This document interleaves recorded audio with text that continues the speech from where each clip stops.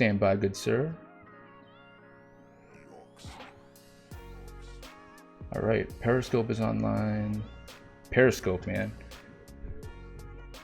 Facebook's online.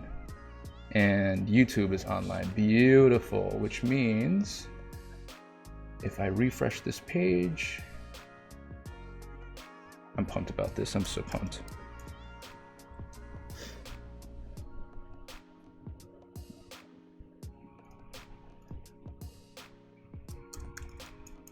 Stand by, good sir, and I will have some share links for you. Now, if you head over here, I'll put it in the chat. If you head over to this page in the Zoom chat, the live will be up there, and then you can just hit the share button and off we go. And I've got some copy for you as well, just to make your life that little bit easier. Fill in as you want. Who doggies? Hold on, let's see. Here it is. Clicked it. And now. Oh, it's taking a second here. Oh, Growth and Greatness show. Oh, dang, it's showing us. So wacky.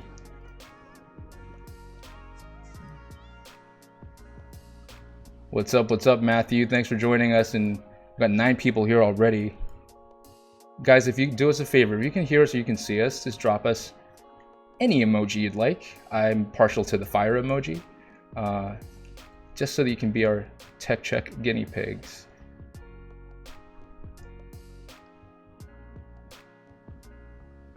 And sharing here. I'm so pumped about today. Gratefulness and gratitude all around. Yo, D-Dang's out here on Periscope. I know, right? I didn't even know Periscope was still around. Like, I felt like Periscope happened and then, yeah, it went away. I know, yeah. It's apparently still there. And when I plugged into Restream, which is the app I use for the multi-stream, it showed up. I'm like, oh, why not? I mean, Twitter still kind of exists. It's there. I actually use Twitter. I use Twitter a lot. Actually. Nice. I'm a Twitter. I use Twitter to get news. Same. Do you actively put content onto Twitter though? I post every time, like I do a blog post or something, I put it on Twitter. I don't customize content for Twitter. Like, I don't, like, people who get big followings on Twitter are the ones who use Twitter the way Twitter is meant to be used, which is short form text and then threads of short form text. Yes. And I follow people who are active tweeters, and I enjoy consuming content that they tweet, but I am not a writer. I've written some stuff and I write some articles here and there, but like, I'm an orator, man. I do video, audio. And then my team turns that into posts and this and that. But like, yes, I don't do my best work writing. I barely made it out of high school. I can write. I know how to spell. I have decent grammar, maybe like 10th grade grammar, 11th grade grammar. Like, I know where a comma goes and I know where a period goes, but don't ask me about a semicolon, bro. Don't ask me about a fucking ellipsis. Beyond my pay grade. No, I feel you totally. Hey everyone that's joining us. I feel so blessed, and I think just so blessed that Ezra's donating his time to be able to talk to us today and answer our questions.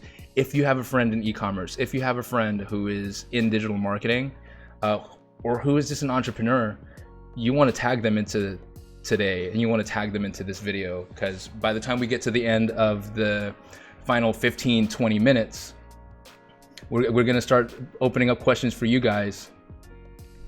So just make sure that you tag a friend who needs to see this, because trust me, you're going to want to see this.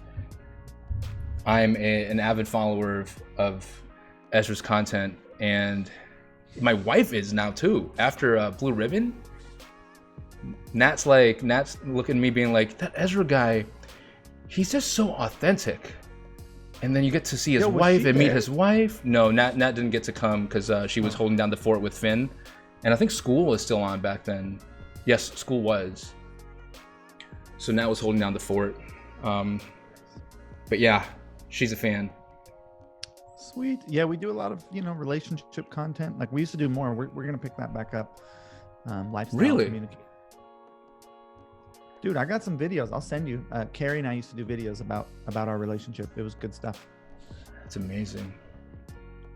That's amazing. Yeah, I can't wait to dive in and see, and yeah, just to be able to pick your brain, learn more about you, and have everyone also learn a bit more about you. The show's a lot different. I started Growth and Greatness show, one, purely because of, I guess it was always on the back burner until the current situation kind of went, our people need this, our community needs this. And I figure it's a good time to rally everyone together, but also very much inspired by Inside the Actors Studio and, School of Greatness with Lewis Howes, people like that. So it's not necessarily just the tactical stuff, but to actually understand mindset, perception, perspective, the things that stay with you forever and can see you through so many more times than particular tactics or some kind of quick hacks. For sure. That's the important stuff, man. That's the stuff that dictates success or failure. I mean, how you respond to your world is everything. Absolutely. You got a pretty fancy backdrop there. Yeah, so I'm in we are, dude, it's so crazy. Australia has 27 million people, low population density. We've only had like 70 to 80 fatalities throughout this entire thing. And everyone's kind of holding Australia up as the place to look up to with handling this situation, but I think so much of it has to do with just the population density and the fact that it's not dense, rather than, because restrictions here are not tight. We can still go to to supermarkets, we can still go to most places. Restaurants are takeaway only, gyms are shut, but there is no shelter in place, there is no full lockdown. We can't go farther than. Can you go to the beach? They opened that up and then they shut it down again, and then they opened it up and they shut it down again, because people just, like the Aussies like to say, people just took the piss. They just went hog wild. And when there's so many people, even if you want to social distance as an individual, you can't, just because everyone's there. So you kind of just bob and weave and duck, and everyone came out kind of full force. But that being said, they're starting to release restrictions starting this week. Schools are starting to open up again. So it's so dramatically different country to country. Nobody's allowed in the country though, right? There's no travel in. Yeah. Correct. And certain states have closed their borders as well. Dude. This is so crazy. It's so nuts. It's insane. It is, man. It's wild country out here. Wild country. I hear you. Hey, everyone watching, everyone joining us, we got around a minute and a half to go before we kick this thing off and I get to intro Ezra and we jump straight into it. Make sure you tag a friend that needs to see this. And also, if you can hear Ezra and I, keep those emojis going too. We just want to make sure that the mics don't cut out and the video doesn't cut out either. Man, I'm jealous of that gear you got behind you. Dude, this is this is like my office at home. I don't usually do any video or audio from here, but I had to quick set up a podcast booth. I had to quick set my desk up so I could actually do stuff. And then we got the notice from our landlord, because this is a rental. We're building a house up the road. And she's like, yeah, like I'm trying to capitalize on the pandemic. I'm trying to sell this house to people who are trying to move out of New York City. So you got to move. So the last week we've been packing all our stuff. And so this is like, see all my stuff here. I got my espresso machine there.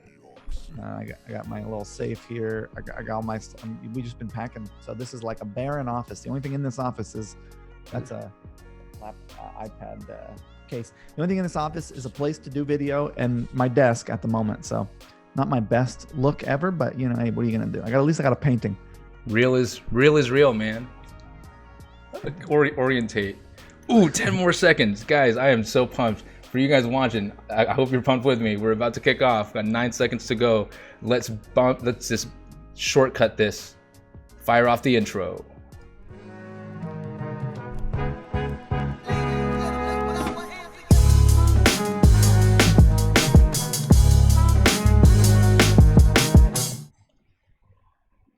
Hey, welcome to episode 10. How serendipitous, episode 10 of the Growth and Greatness Show live.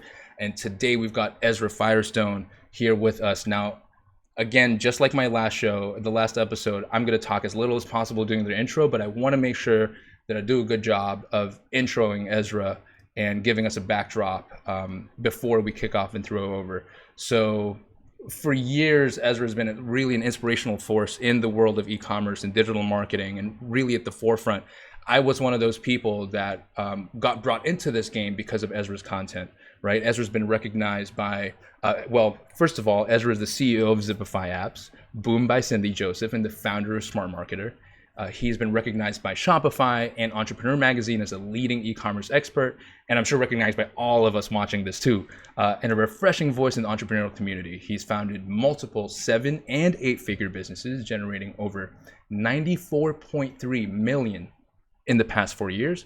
And he shares his personal as well as professional insights through Smart Marketer, through Zipify Apps, and his Instagram stories are always fire, right? Very, very real, which I love, and it's so much cut through.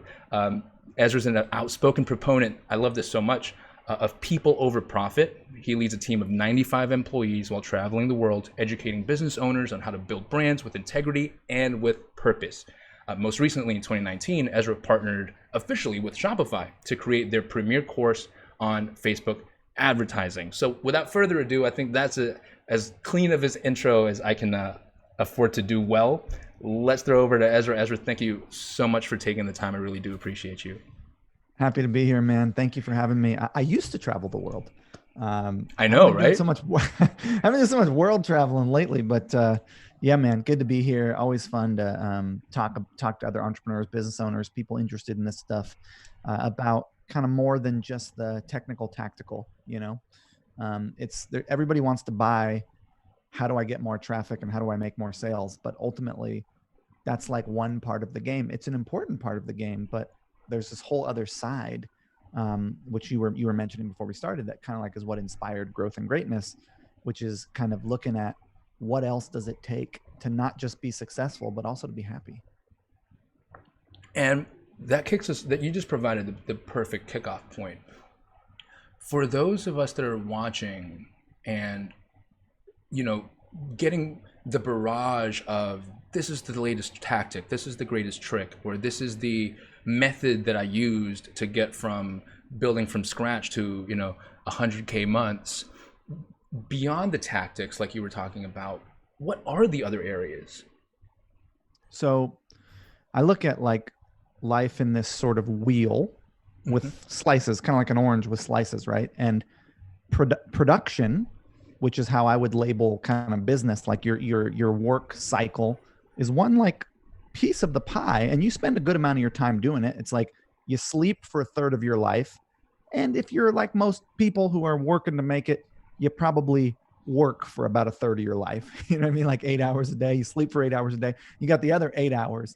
And you know what I think, my viewpoint is that the juice of life, the goodness of life, can be found in intimacy, and intimacy is found in relationships with other people across the gender line or person to person, intimate or otherwise. And so I think that, where it's really at in life is building fulfilling and ever deepening relationships of all variety. And that can be, friendships, partnerships, intimate relationships, at every level of that. And then there's like, okay, so that's like, for me, what I think is personally where I find joy and satisfaction and pleasure and enjoyment is in relating with other people at a close level and sharing my life and their life, sharing in the experiences of life. Then there is health, right? Like if you don't feel good, you're not going to be happy. And health is this whole crazy thing. And there's a lot of people who have a lot of funny viewpoints on health. And there's a lot of people who have a lot of interesting and cool viewpoints on health. And there's a lot of people who don't really pay attention to it. But just at a high level, health is going to be, how do you feel in your body? Are you fed? Are you watered in a good way with whole nourishing stuff? Are you well slept? Are you under crazy amounts of stress or not? What's your mental state like? Are you freaked out and anxious and angry and pissed off? Are you like a victim of your emotional state, or are you the villain, or the are you being controlled by your emotions, or are you experiencing them and then being deliberate, taking responsibility for your emotional state? That's a good way to say about it. So it's a whole lot to talk about in health. I have viewpoints there. I've been studying health for as long as I've been studying business. I'm into that. So there's like health, right? And then there is the kind of like this feeling of importance and validation and meaning. Like people want to feel acknowledged. They want to feel like they're doing something of purpose. They want to feel like they have meaning and their work has meaning and they've like got meaning in their life. They want to feel connected to things. And that's kind of social life, hobbies, etc. So I think there's like I just kind of rambled there, but I think all that stuff is what's outside of work. And while it's outside of work, does that sit at the core of the orange, and does it radiate out into the tactics or into how you run your business or into not societally, your team? not the way Right. not the way you're conditioned to believe things should go. For me personally, yes. My work is in service of the other parts of my life, my relationship, my what I'm trying to do in the world. Like I look at work as a tool to generate resource. And then I can use that resource towards causes I find noble, to take care of my family. I got 60 hippies to support, man, to take care of my community, to invest in causes in the world that I feel passionate about, water, land, things like that. And, also there is fulfillment and joy to be found in work because you're creating something. And if you feel connected to what you're creating, then you're going to have fun with that. And also, the work that I do, I get to help a lot of people, and that feels really good too. It feels good to be able to support people on their mission. You know what I mean? And so yeah, I mean, I think for most people, I think it's a high place to be. High meaning like it's a high level of thought. Yes. To get to the spot of, hey, my work is going to be in support of the rest of my life. Because most people, and let's face it, man, classism, institutional racism, like there's shit that you get dealt whatever set of cards you get dealt, right?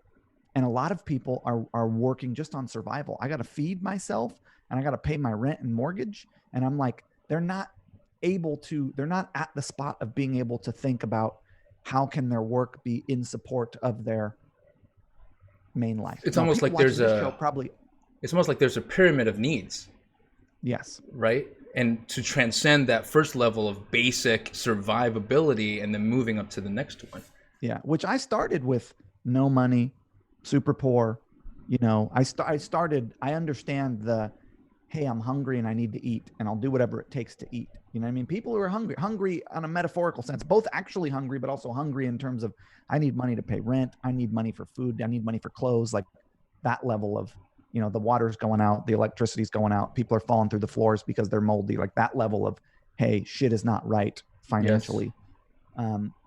And so I think that like once you're able to cover that level of it, then you can start to think about how can I have my work be in support of what I actually want to do in the world outside of work, or can my work be what I want to do in the world? But I think just assuming that people are there is not accurate. Most people are not at that level that we're talking about. You know what I mean? Yes.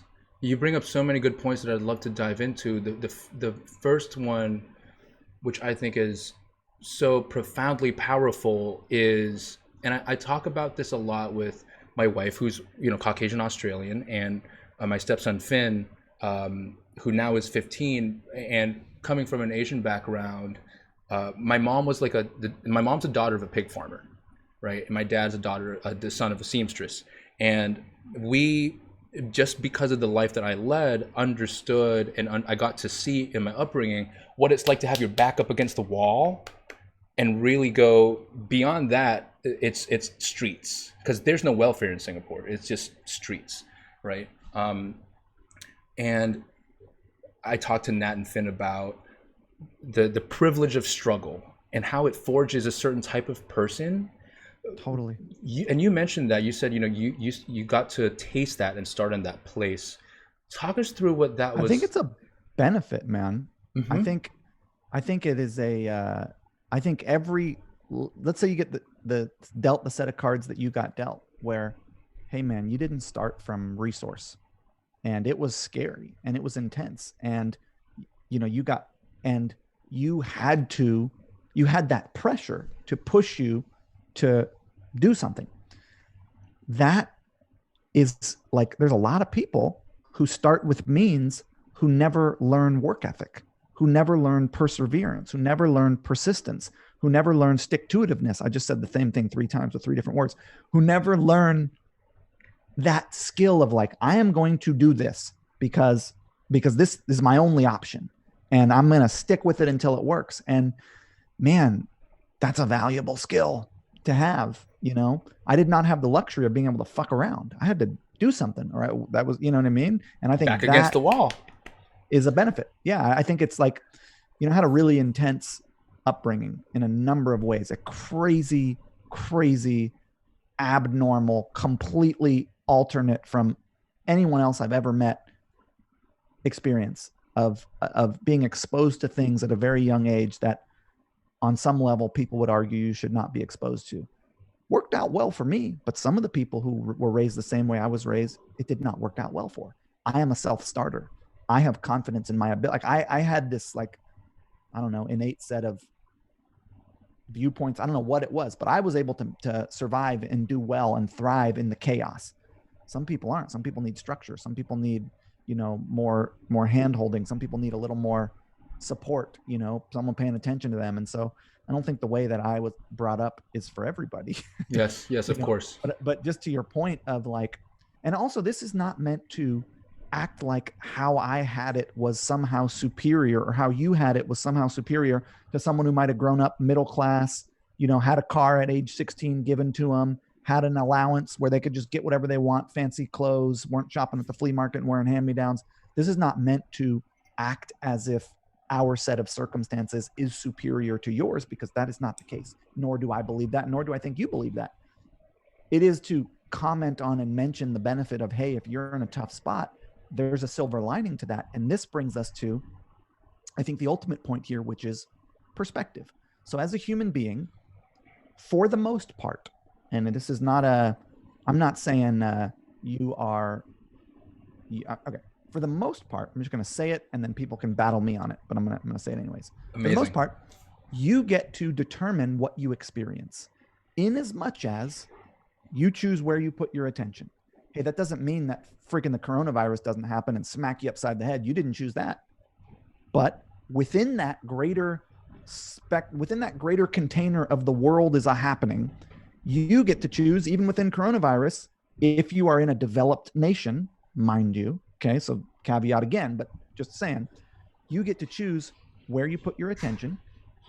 And then not only are you the decider of what you perceive, you then get to judge what you perceived as either good or bad. So in a way, you are creating your world by choosing what to focus on and then placing judgment on what you focused on. And that is a long, rambly bullshit way of saying perspective is everything. Amazing. And perspective is ultimately what will, mindset, it's how you think about things. It's how you respond to what happens to you, your mindset around what happens to you, glass half full, glass half empty, whether you grew up middle class or upper class, or whether you grew up poor like us, whatever, you have a choice of how you're going to navigate the world. And that choice that you make about how you think about the things that happen to you and the things that you decide to put your attention on, in my opinion, is more important than any tactic or strategy or anything you will learn. It's all about how you think about what's going on and how you talk to yourself and your approach to your world.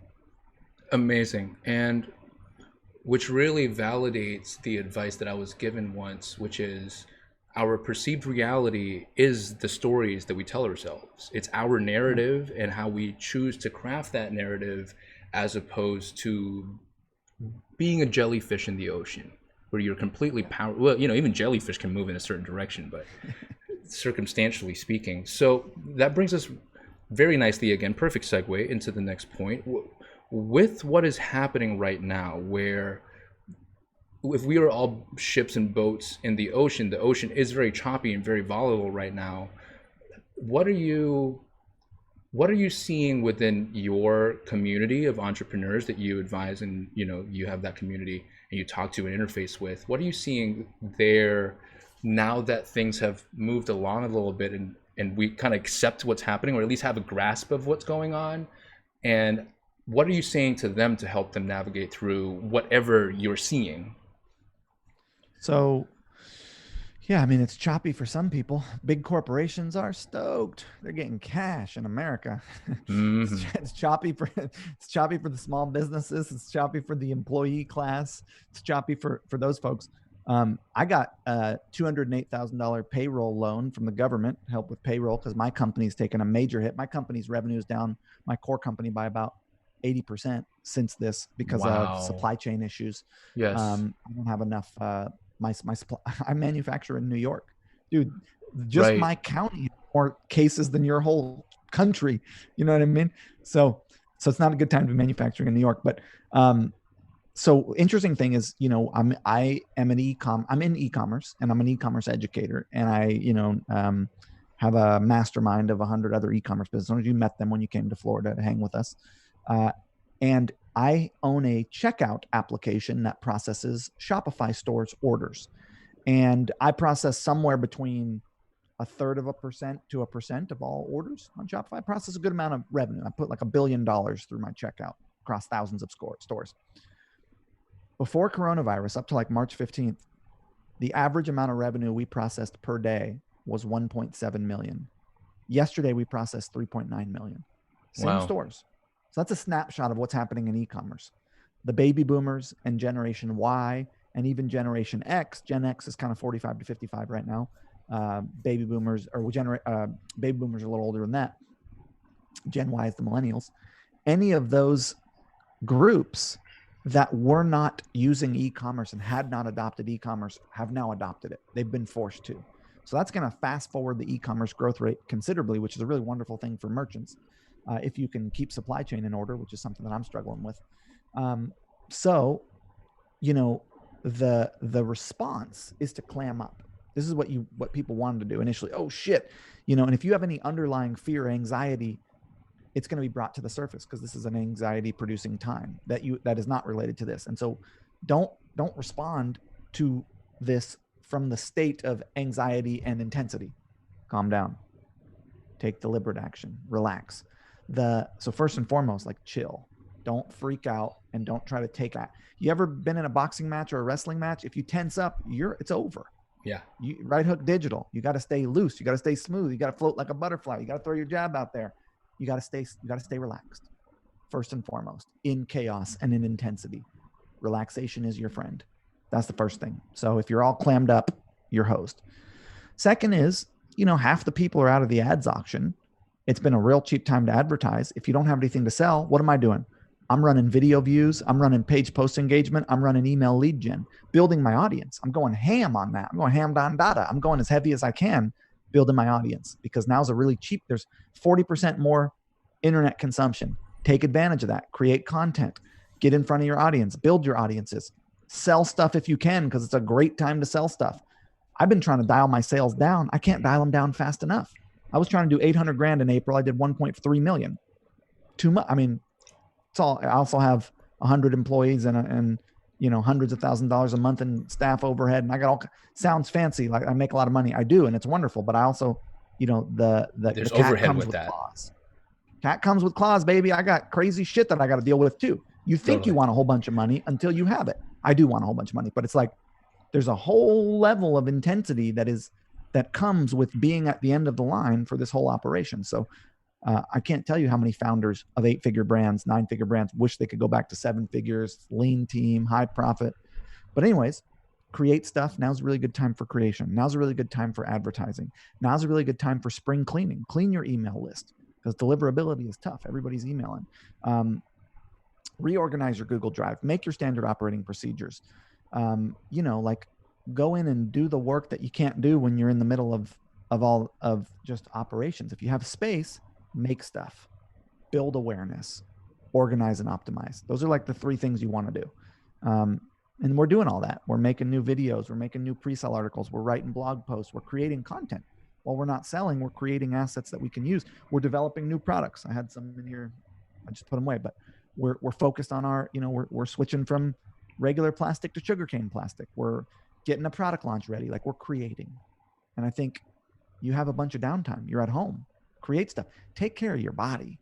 If you use this time to develop habits that you want anyways. Drink 8 cups of water a day, sleep 8 hours a night, meditate when you wake up and before bed, move your body for 45 minutes a day, eat healthier. Like, you can use this as an excuse to develop habits that you want anyways because you have extra time. Operation Body Up, baby. Body Up 2020. I've been working on it. Yeah, I'm on a whole new level from where I was. I started Operation Body Up in 2019. I was super skinny, dude. I had a little bit of a belly going. I was a child athlete. I was a, judo state champion. I was doing the damn thing. I did some international competitions. I was a high level athlete, trained with the Olympic team, the whole thing, Junior Olympics, all that. I was never that good. I was good enough to win state. I never won at the national level. I never won at the international level, but I was a gamer and I could do battle. And now if you have no martial arts training, I will smash you because I have a lifetime of it. But not that I'm trying to smash anybody, but I'm just saying I wasn't that great. Okay. So, but, from age 18 to 28, I just sat in front of the computer and made internet businesses. So I got all out of shape. Age 28, I'm going to get back in shape. So I started doing jujitsu and that kind of was good and stuff. And then I got hurt.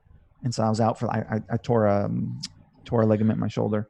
Oof. And I kind of sat out for like the last 2 years, injured, not really doing anything. So I kind of I'm naturally skinny, just luckily. And I also eat, as I was telling you, I pay attention to my health. I eat better than I'm on this Korean 8 Constitution diet I told you about in St. Pete. Wonderful. I'm a crazy person. I will do something and I will actually do it. I will do it 100% and I will not have any misses. I will just do it. I'll drink water for 30 days only. I'm into willpower challenges. Hey, this is the diet I'm following. I will follow it 100%. So I have that benefit of I'm down to do some shit. So I never got fat. Not that being fat is bad, but it's unhealthy. So I never got that, but I was just I was like a, gummy bear. Right. Squishy. Yes. So and it's a long ass way of saying 2019, I started Operation Body Up 2019. I'm a year in. The difference in a year would blow your mind. It's crazy what a year, 3 times a week, not super intense, gentle, nice. I'm not going all hard body Charles Livingston. I'm not going crazy. I'm not being all rah, CrossFit. Nah, I'm just 3 times a week. I swing my kettlebell. I hit my jump rope. I do some push-ups. It's not crazy, but that level of consistency and moderacy and just a moderate workout, it's wild. And I think that can be applied to anything in your life. You don't need to go crazy. People burn themselves out going crazy. It's no, dude, once you get to be in your 30s, take it easy, man. Don't have the same energy as your 20s. You can't be up all night like Ari Baga and then speaking the next day. I'm not 21. That kid's he's a diaper. So good old Ari, man. He goes hard. No, I hear you. 2 things come to mind as you're saying this, and I'm for just from this conversation and that what you think is a rant alone. From my side, I'm actually having neurons connect for the first time. I initially thought the phenomenon was fight or flight, and then recently I learned it's fight, freeze, or flight. And now because of speaking with Ezra Firestone, I'm actually learning that it's flow, fight, freeze, or flight, where you can choose to not tense up and think that that's the kind of fight filled with adrenaline and everything just freezes up. It is just flowing through and finding, I guess the great Bruce Lee said it himself, right? Be like water, my friend, and flow into the areas where the gravity pulls you to, or be intentional about where you need to go. You're not necessarily a rigid, solid object. So that is super awesome. We were talking about, I just want to say one more thing, which is, how I was saying you get to perceive and then judge? Yes. One quick way, the fastest way to be happier is to judge your scenarios as right. Quit making the judgment that the way you have it is somehow less than, is somehow wrong. You don't have enough money. You don't, you don't have you don't look the right way. You're not in the right shape. You don't live in the right place. You don't have the right partner. You don't have the right friends. You don't have the right skills. All these viewpoints about your inadequacy are your own judgments of yourself. If you were to just change your fucking mind and decide that the way that you have it is good, boom, it would change much faster. You'd be happier. Your own judgment of your experience and reality is what dictates your happiness. So you could just change your mind and decide, you know what? I'm happy with how my life is. I want more. And it's fun to want more. It's fun to have desire. It's fun to work towards goals, but it's a lot more fun to work towards them if you're happy now. And the interesting thing is, if you're not happy here and now, you won't be happy there and then. No change of external factors is going to make you happy. That is a bullshit narrative sold to you by someone who wanted to sell you fucking teeth whitening. They say, oh, your teeth are yellow, buy this shit and your teeth will be white and you'll be happier. No, your teeth will be whiter, but you won't be any happier because you'll be focused on some other perceived inadequacy. It's like your problem is your own viewpoint of yourself. And if you changed your mind and found yourself right and found your partner right and found your circumstance right and found your work right, and decided, I'm going to have it that what I have now is good. And I'm going to enjoy this. And I'm going to work towards more. There's the rabbi, right? The rabbi said, it's a far better thing to have the ability to enjoy what you have than to have the ability to get what you want. Getting what you want becomes what you have. So happiness is on a certain level, a choice. Now, granted, look, if you're hungry, if you're living under some crazy dictatorship where you have no freedom of choice, if you are ill, there's factors, okay? I'm not trying to just, say, hey, change your mind and all your problems go away.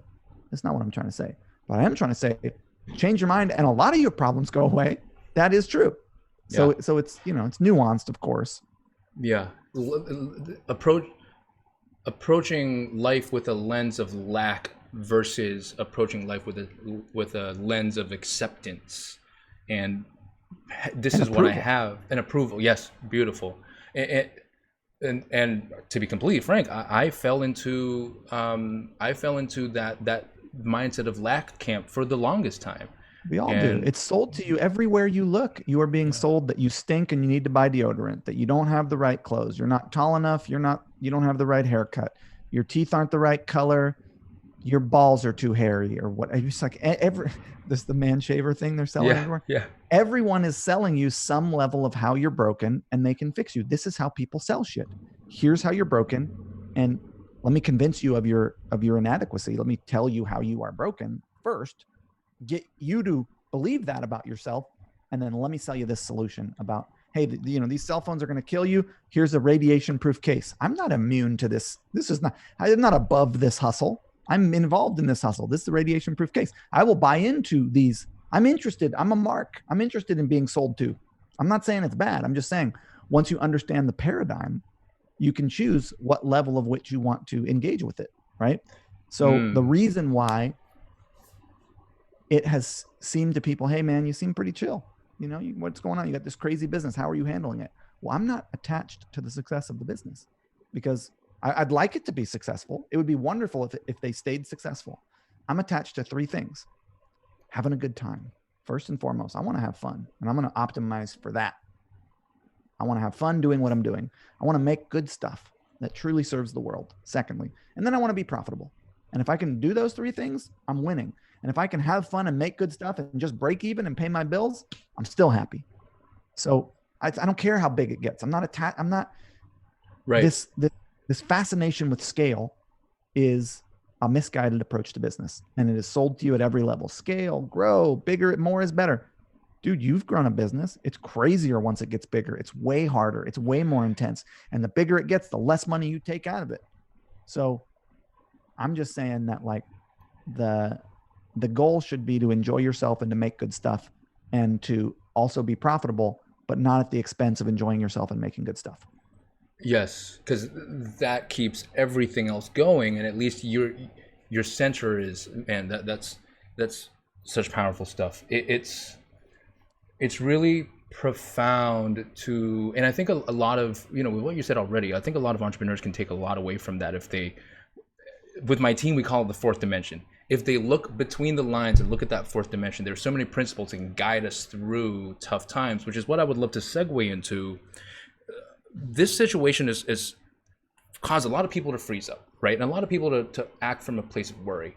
And it was so powerful hearing you just a few lines ago talk about and be transparent about the fact that revenue has taken an 80% hit, but deliver it in such a way that is not expected of, the expected response or delivery from most entrepreneurs. Like, for example, my Facebook feed right now is just filled with people complaining about when are these government grants coming out, or like a lot of lack as opposed to a lot of complaining as opposed to a lot of proactive moving, but a lot of emotion attached to it.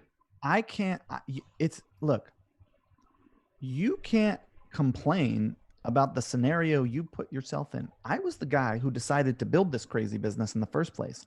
Well, now this business comes with a global pandemic and a supply chain issue. Now I'm going to go be the victim of that and complain about it. That is just bad strategy. First of all, it's not going to help anything. Second of all, strategically, it doesn't help me to be all pissed off. And, what is that going to do? That's going to make me less effective. So what do I do? So, okay, shit, man. Right now, things are intense. I better use this as a opportunity to see the sort of, I don't want to keep using the word inadequacy. I got to find another word. The ineffectiveness of my strategy in only having one supplier. I better go get 4 new suppliers online ASAP, Larry. So what I did was, okay, what am I going to do? I'm going to run out of inventory in 3 months because I got my hero products. The ones are made in New York. They're shut down, man. New York's not going to open anytime soon. So what am I going to do? First thing, even though I am seeing cost per acquisition at the awareness pillar. People don't know about me yet. $20, usually 60 to 80. Wow. That's what I'm seeing right now. But I took my ad spend from 20K a day down to 1,000. I take my retargeting, cut it in half. I take my email schedule, stop emailing 3 times a week, email once a week. Just make enough money to pay my bills, cover payroll, and extend the inventory I have for 5 or 6 months, just in case these people don't come back online and my new suppliers don't get online. So just forget about being profitable and growing. Just maintain enough business where I can pay my team and I can operate. And then work on getting new suppliers online. I got a supplier in California, a supplier in Colorado, a supplier in New Jersey. I got 3 or 4 suppliers working to come online because they're not shut down over there. New York is the epicenter of this problem in America. So it's a good, it's like when pressure comes, you see where there's holes in the tire, right? There's a hole here. Water's coming out. I better patch that up. Look, shit is always going to be going wrong in business. While it's going right, it's also going wrong. So you got to be willing to accept that and adapt and fix it. And so, okay, hey, listen, if I have to shut down, let's say I sell out all my inventory, I furlough my employees, they go on unemployment, I shut everything down. Okay, fine. Then I have to do that. I don't want to get there, but I could. And if I do, I keep the money I have. I'm smart financially. So I always have 6 to 12 months of operating expenses liquid in a bank, just in case. Hold all that so that when I restart, I got money to restart with. So, people, and it doesn't make sense to go try to build something new. I have 3 businesses. I got to pilot them and operate them. And this is a time to survive, not thrive. Some people are trying to thrive. If I had supply chain, I'd be working on thriving too, but I don't in this core business. So I'm working on shoring it up where I can and, catering to my current customers rather than going out and buying new people, sell to the people who've been riding with me. So I keep sending my emails, sell to those people, use the inventory for that, not for awareness. What more can you do? Amazing. That's exactly the flow. And for everyone watching, I cannot underscore enough the absolute gold that is coming out from Ezra, because of the fact that we haven't talked.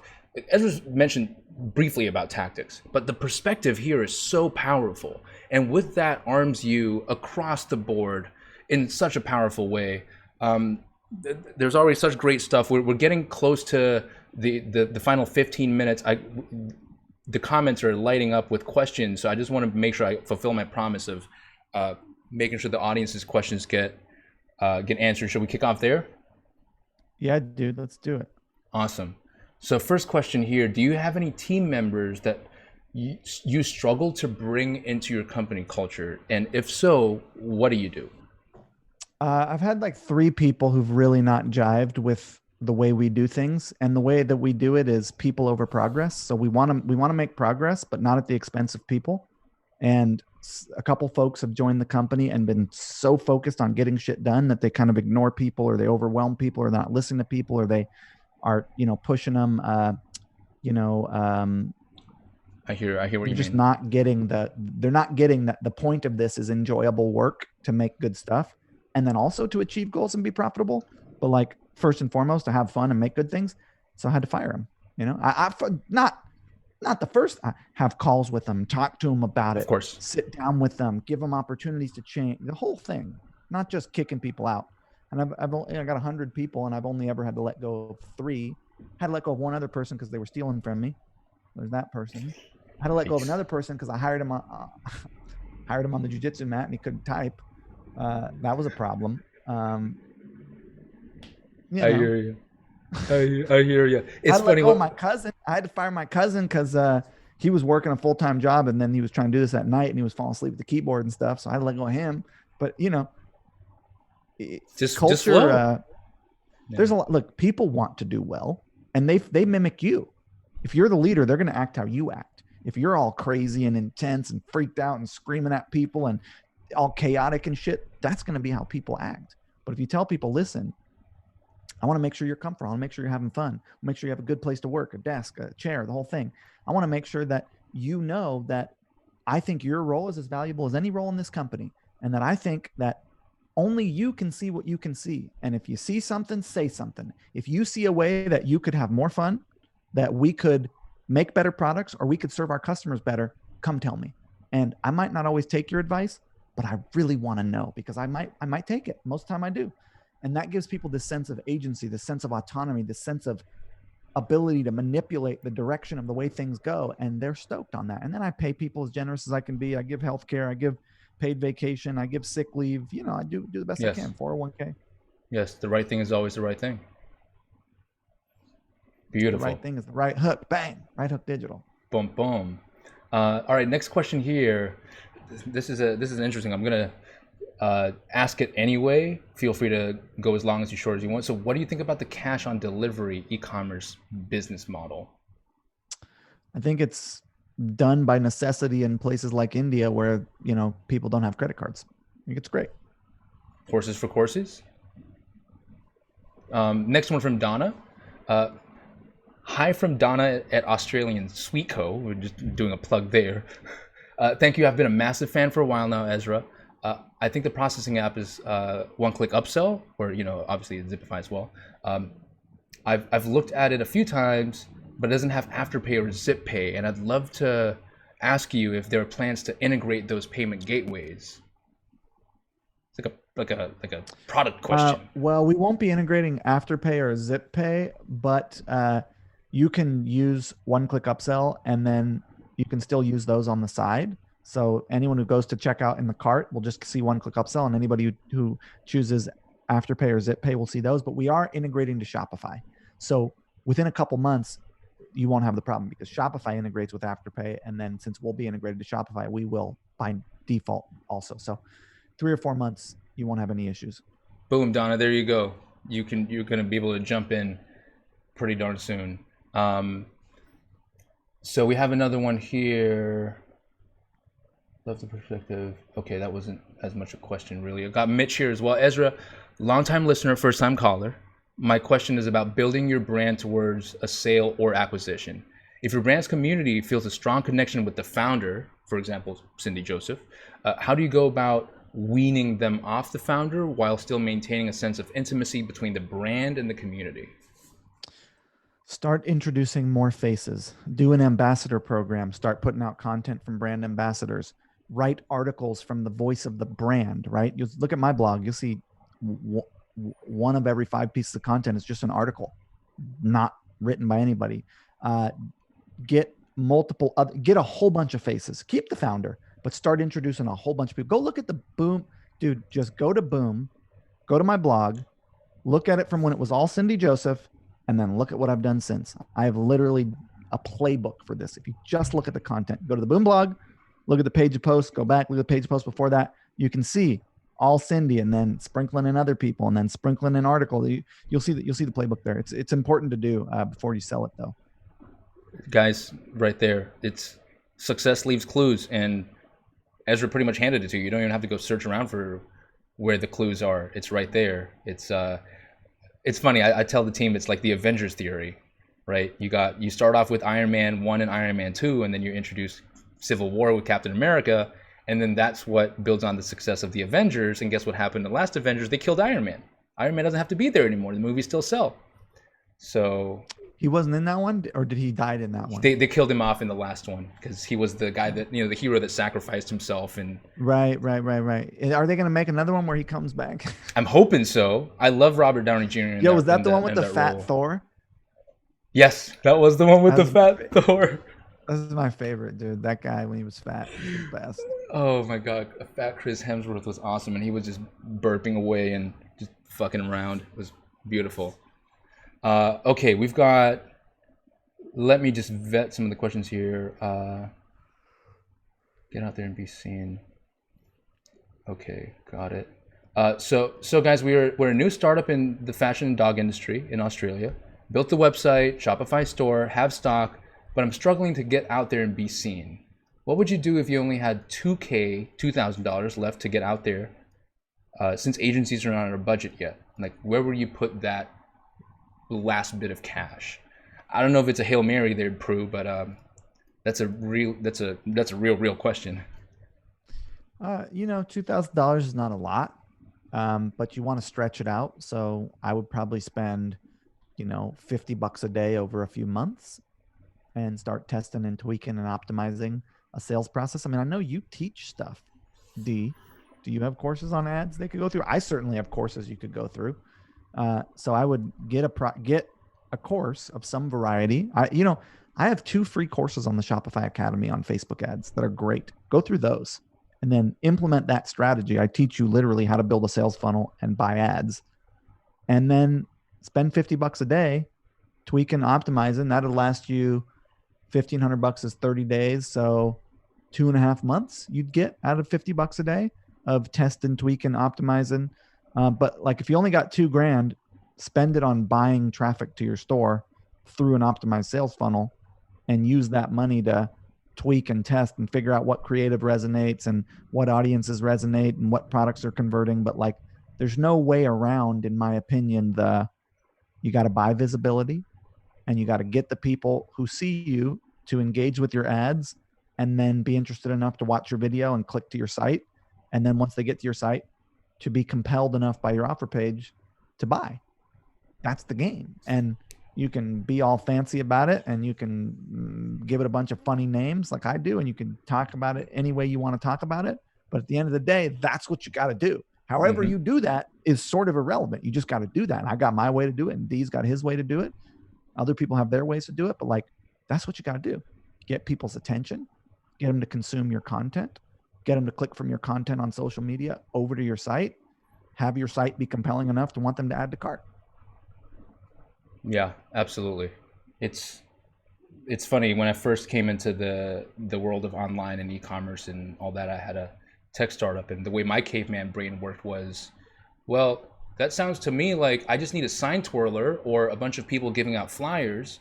I need enough people like with the flyers to then come to my bar, and then I need enough people at the bar to walk in and come into the the club and walk towards the bar, because that's where the money is. Otherwise they're just dancing, which is just, website visitors not doing anything.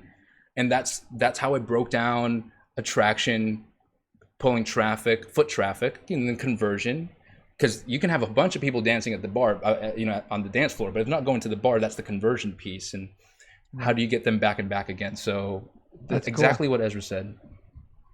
Different way to look at it.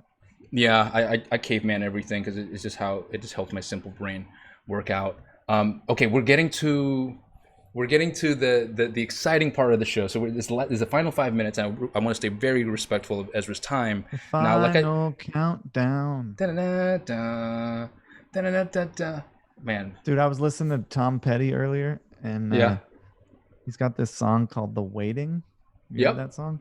mm-hmm. Ah, that hits hard right now, bro. I hear you, dude. We're just waiting Man, for this to be over, bro. I know, right? Yeah, So go listen to Tom Petty, "The Waiting" after this. do it, Tom. There's a plug for you right there. Not like you need any plugs. Yo, he Uh, got the fentanyl got him, bro. The opiates got him. I know, right? Tough. It's wild. So as we get to the end part here, this is something that's new to the show. I mean, we're only 10 episodes in. The Growth and Greatness show, or I was very much inspired by Inside the Actor Studio, which was a very long time running show on Bravo TV in the US. And the late James Lipton did this at the end of his show, and he was inspired by the French show host Bernard Pivot. So we're going to do the same thing here as well, which is a rapid fire series of questions as you can answer for as short or as long as you would like. Super fun lightning round. Here we go. I've got 13 questions for you. First one, Ezra, what is your favorite book? Stone Soup. By, do you remember? Children's book. It's about some dude who didn't have nothing, and he had 2 rocks, and he got a whole village to make soup with them. I know the one. Beautiful. What is your favorite word? Enthusiastic. What is your least favorite word? Hate. What turns you on? My wife. Oh, also, people having turn on in the. Are we talking about in the? What switches you on? Yeah. Yeah, man. People who are out there doing it, making it happen, having fun, and chasing their goals. What turns you off? People who are only focused on themselves. What sound or noise do you love?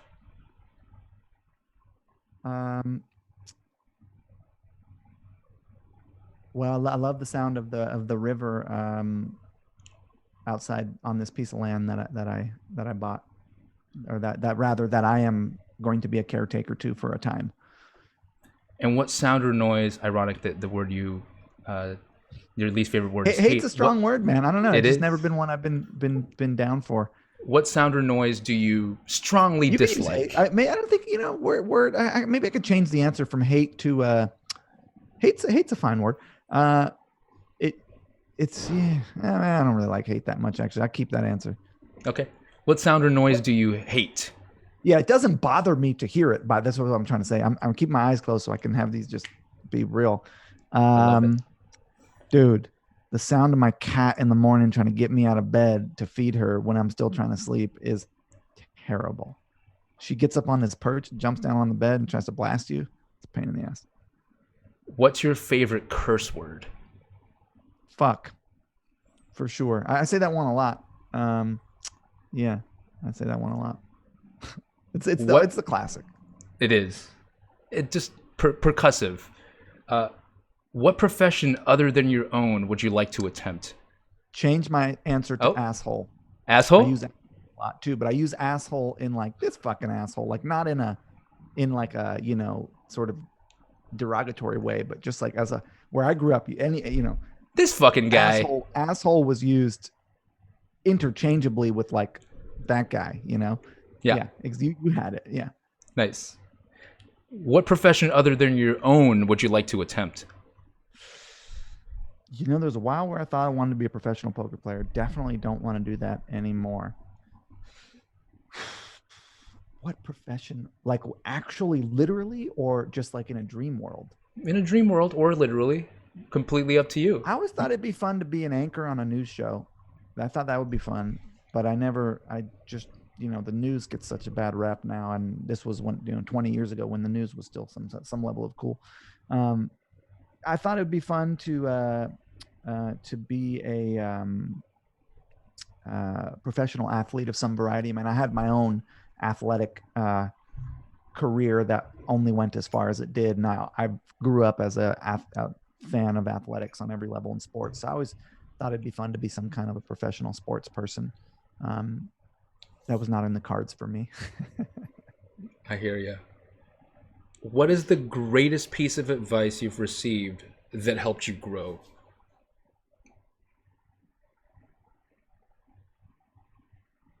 Fun is the goal and love is the way. What does greatness mean to you?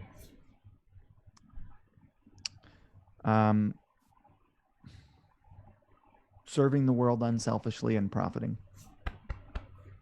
If heaven exists, what would you like to hear God say when you arrive at the pearly gates? Oh, shit. You made it, motherfucker. Beautiful. And final question.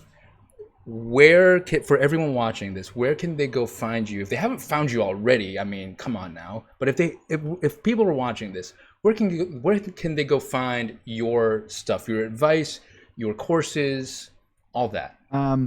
You can find smartmarketer.com is where you can find my course material. It's like my personal blog and also we teach courses and stuff. And then if you want to follow me on social media, Instagram, I think, is the best place, at Ezra Firestone on Instagram, because that gives you a window into, I put a lot of my business content on there, but I also put a lot of personal content on there too. Oh yeah, you sure do. And it's a beautiful mix. Ladies and gentlemen, there you have it. Ezra Firestone. Ezra, thank you so much for your time. I really do appreciate you. I'm going to close out the show really quickly, and then just make sure you stick around because I want to make sure I thank you properly. There you have it, everyone. That was Ezra Firestone. Episode 10 has been amazing. I'm so grateful to have Ezra come on the show in his evening, no less, to donate that 1 hour. So many great points in there. I'm going to make sure that I and the team go away and cut out all the show notes because there are some profound things that I think need to get pulled out of there so that I can call your attention to.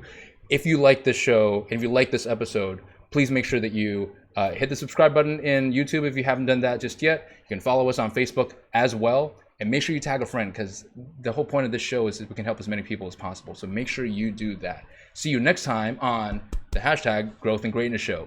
Take it easy, everyone.